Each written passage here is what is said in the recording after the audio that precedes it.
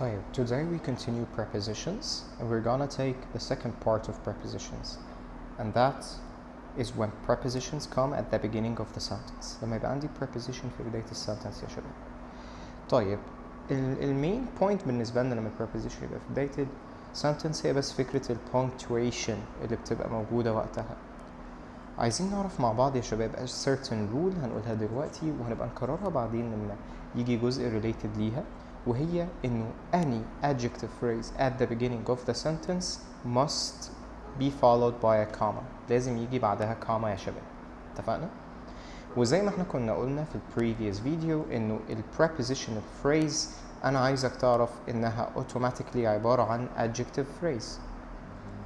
تمام؟ فلما تلاقي prepositional phrase جت في أول السنتنس اعرف إن لازم يبقى بعدها في comma.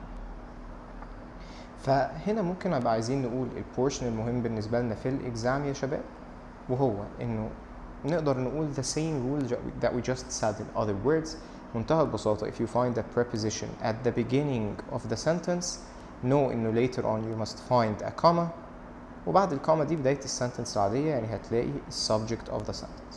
يبقى تاني, once you find that the sentence began with a preposition, في preposition في الأول, يبقى اعرف إنه later on لازم يبقى فيه comma, وإن بعد الكوما دي لازم يكون في subject. يبقى لقينا preposition at the beginning of the sentence, يبقى comma followed by subject. اتفقنا؟ فتعالوا مثلا نبص على examples دي. In 1996 our English teacher was born. تمام؟ فهنلاقي إنه بما إنه the sentence began with a preposition, يبقى later on لازم يبقى فيه comma, وبعدها subject بتاعي يبقى موجود. Our English teacher in this case. تمام؟ طيب, for the last 5 years أنا أول ما لقيت السنتنس بدأت before, يبقى أنا عرفت إن later on لازم هلاقي comma وبعدها subject. وفعلا هنلاقي إن هنا عندنا comma followed by the subject.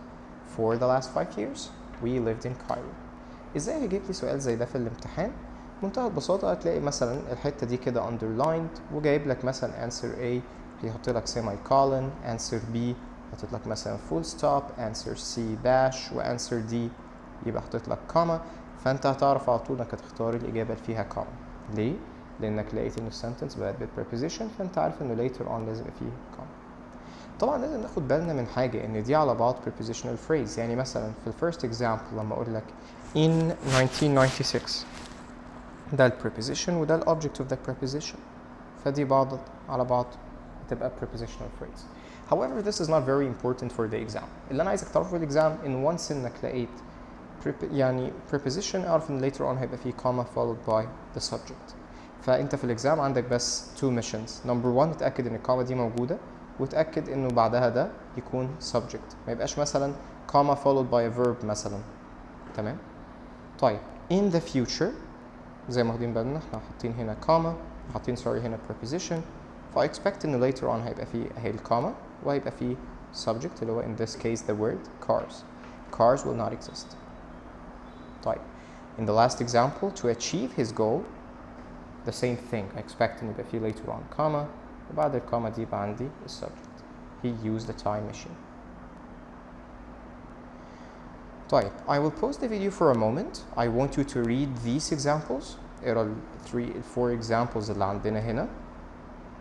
وبعد ما تقراهم and after taking a moment to read them, ممكن إن احنا نبقى نحل مع بعض. أو نشوفهم مع بعض. take a moment, pause the video for a moment, شوف ال examples وبعدين ارجع تاني.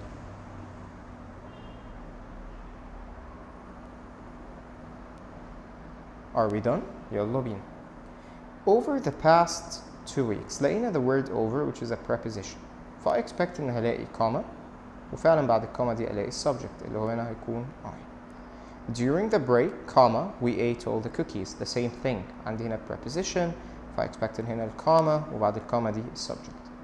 After the preposition, فا expect the same thing. إن هلاقي comma followed by the subject. In the last example, against all expectations, by the way, against the preposition اللي ما يعرفش, I expect that later on I will find a comma followed by the subject. تمام؟ So this was the second part of prepositions. I hope that you understood everything. As you can see, it's actually pretty simple. With applications بتاعتها في punctuation questions later on are incredibly easy actually. والconcept ده هيتكرر معانا in several lessons لأن زي ما اتفقنا عندنا several adjective phrases لسه هناخد كذا نوع منهم.